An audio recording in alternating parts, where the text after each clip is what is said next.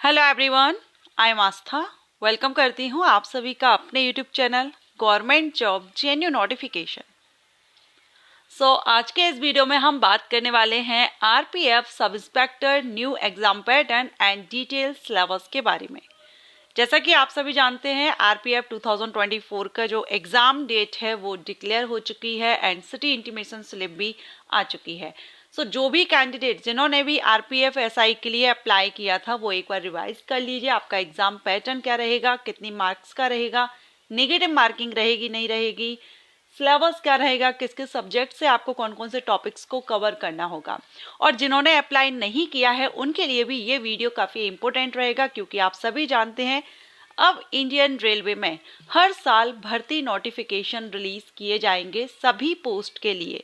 तो ऐसे में 2025 में भी आपको आरपीएफ की तरफ से नोटिफिकेशन देखने को मिलेंगे एसआई एंड कांस्टेबल पोस्ट के लिए। तो अगर आपने इस साल अभी अप्लाई नहीं कर पाए हैं और नेक्स्ट ईयर आप अप्लाई करेंगे तो इसका सिलेबस क्या रहेगा, एग्जाम पैटर्न क्या रहता है, ये इंफॉर्मेशन आपको होनी चाहिए ताकि आप पहले से प्रिपेयर रहिए। क्योंकि आप सभी बहुत अच्छे से जानते हैं कि रेलवे में कंपटीशन काफ़ी ज़्यादा होता है, काफ़ी बड़ी संख्या में रेलवे में फॉर्म अप्लाई किए जाते हैं।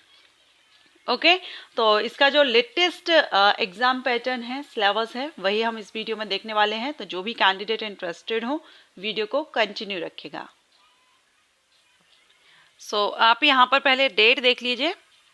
जो आरपीएफ के लिए आप देख रहे हैं, आरपीएफ एसआई 2 दिसंबर से स्टार्ट हो रहे हैं। तो जिनका 2 दिसंबर था उनके लिए इंटीमेशन स्लिप आ चुकी है। और जैसे जैसे आपकी जो डेट है किस डेट में रहेगा, उस डेट के 10 दिन पहले एग्जामिनेशन डेट से 10 डेज पीरियड आपको इंटीमेशन, जो सिटी इंटीमेशन स्लिप है, वो ऑफिशियल वेबसाइट पर पब्लिश कर दी जाती है। तो एग्जामिनेशन सेंटर आपका कहाँ रहेगा, क्या रहेगा, वो आप सारा सब कुछ देख सकेंगे। ओके, तो चलिए अभी हम इसका सिलेबस देखेंगे। तो देखिए, जो रिक्रूटमेंट प्रोसेस है आरपीएफ एसआई के लिए, इसमें आपका सबसे पहले कंप्यूटर बेस्ड टेस्ट होगा, जिसकी डेट अभी हमने देख ली है।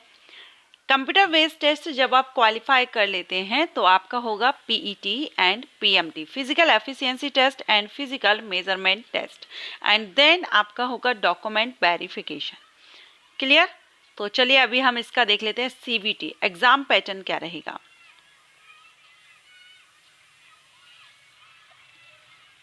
सीबीटी का full form computer based test होता है। आपका एग्जामिनेशन कंप्यूटर पर होगा।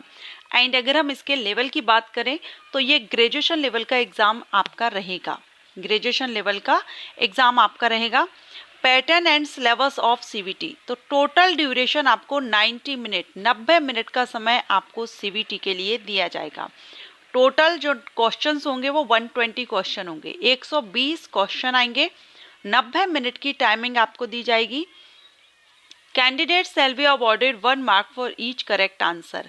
120 क्वेश्चन 120 मार्क्स के आपके रहेंगे। ईच क्वेश्चन 1 मार्क रहेगा and no mark shall be awarded और deducted for question not attempt. अगर आप किसी भी क्वेश्चन को अटेम्प्ट ही नहीं करते हैं, आंसर ही आप नहीं दे रहे हैं, उसको ऐसा ही छोड़ देते हैं, तो आपका कोई भी मार्क माइनस नहीं किया जाएगा। But there shall be negative marking 1/3 mark. अगर आप रॉन्ग आंसर देंगे तो आपका 1/3 मार्क माइनस कर दिया जाएगा।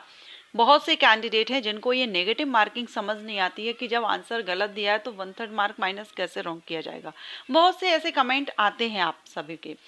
तो इसमें क्या है, आपने जो करेक्ट आंसर दिए हैं उनकी जो मार्किंग आपकी रहती है वो आपकी मार्किंग आपको फुल मिल रही है। बट अगर आपने एक गलत आंसर दिया तो गलत आंसर का तो आपको कोई मार्क मिलता ही नहीं है, क्योंकि वो रॉन्ग आंसर है।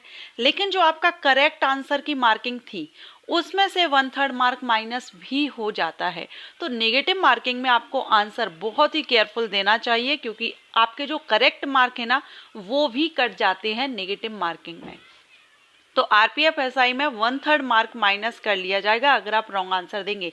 सपोज अगर आपका क्वेश्चन 4 मार्क का है और नेगेटिव मार्किंग 1 मार्क, नॉर्मली देखा गया है कि जब किसी एग्जामिनेशन में एक क्वेश्चन 4 नंबर का होता है तो वहाँ नेगेटिव मार्किंग 1 नंबर की रहती है। ठीक है, तो अगर 4 मार्क का आपका क्वेश्चन है, आपने करेक्ट किया, आपको 4 नंबर मिल गए, 4 मार्क्स आपको मिल जाएंगे। नेक्स्ट जब आप क्वेश्चन अटेम्प्ट करेंगे और उसका आंसर अगर आप गलत देते हैं तो वो आंसर गलत दिया है आपने, उसका तो आपको मार्क मिलना ही नहीं है, लेकिन जो आपने पहले करेक्ट आंसर दिया है जिसको आपको फुल मार्क्स मिले हैं उसमें से भी 1 मार्क माइनस कर लिया जाता है। इसको कहते हैं नेगेटिव मार्किंग। बहुत से कैंडिडेट का ये कमेंट आता है कि किस तरह से मार्क माइनस होगा, इसलिए मैंने आपको एक्सप्लेन किया। वैसे ये बहुत छोटी सी चीज़ है, ऐसी कोई बड़ी चीज़ नहीं थी एक्सप्लेनेशन की, लेकिन आपके कमेंट है सो मैंने आपको एक्सप्लेन कर दिया, जो भी कैंडिडेट नहीं समझ पाते हैं उनके लिए। ओके अब यहाँ पर देखेंगे normalizations of marks will be done for CVT held in multiple shift. Multiple shift में आपका एग्जामिनेशन कंडक्ट कराया जाएगा। Minimum pass percentage for eligibility, जो आपका रिटर्न एग्जामिनेशन होगा जिसकी 120 मार्क्स का आपका ये एग्जामिनेशन रहेगा, तो 120 मार्क्स में से अगर आप यूआर कैटेगरी से बिलोंग करते हैं तो आपको 35% लाना जरूरी है। अगर आप यूआर, ईडब्ल्यूएस और ओबीसी एनसीएल, ये तीनों ही कैंडिडेट को 35% लाना जरूरी है, 35%। अगर आप एससी एसटी कैंडिडेट हैं तो आपको 30% लाना जरूरी है, तभी आप सीबीटी एग्जामिनेशन को क्वालिफाई कर सकेंगे। इसके बाद the mark scored in CBT shall be counted the short listing of candidate for further stages of the recruitment process. ठीक, अब यहाँ पर आप देख सकते हैं इसका सिलेबस टॉपिक वाइज कौन कौन से सब्जेक्ट्स रहेंगे। तो सबसे पहला आपका अरिथमेटिक रहेगा। अरिथमेटिक से 35 मार्क्स का आपसे क्वेश्चन किए जाएंगे। 35 मार्क्स मीन्स 35 क्वेश्चन ही आपसे किए जाएंगे, 35 मार्क्स के। अभी हमने देखा ना, ईच क्वेश्चन 1 मार्क का रहेगा। तो अरिथमेटिक से आपके 35 क्वेश्चंस किए जाएंगे। अरिथमेटिक में questions on number system, whole numbers, decimal and fraction, relationship between numbers, fundamental arithmetical operations, percentage, ratio and proportion, average, interest, profit and loss, discount। देखिए profit and loss, interest, average, ratio, proportion, percentage, ये सारे के सारे ही point आपके जो topics हैं ये बहुत ही इंपॉर्टेंट है, आप इनको कर लीजिएगा। Use of table and graphs, mensuration, time and distance, इनसे क्वेश्चन आते ही आते हैं। बाकी और भी कुछ टॉपिक होंगे, लेकिन यहाँ पर जो टॉपिक्स मेंशन किए गए हैं इनको आप अच्छे से कवर कर लीजिएगा। नेक्स्ट है जनरल इंटेलिजेंस एंड रीजनिंग। इससे भी आपके 35 क्वेश्चन किए जाएंगे।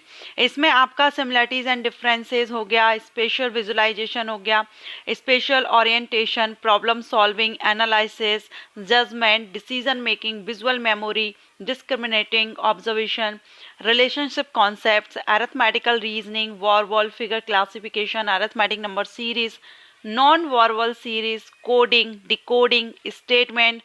अब देखिए आप ये जो सिलेबस है बहुत से स्टूडेंट को समझ नहीं आ रहा होगा, कैंडिडेट को।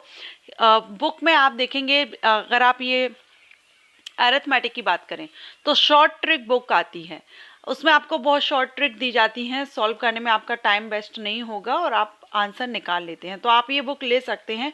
वैसे अब ज़्यादा टाइम आपके एग्जामिनेशन के लिए नहीं रहा है, इसलिए एक बार आप अरिथमेटिक के लिए शॉर्ट ट्रिक बुक ले लीजिए, आप एक बार उसको देख लीजिए, आपको काफ़ी हेल्प मिलेगी उससे।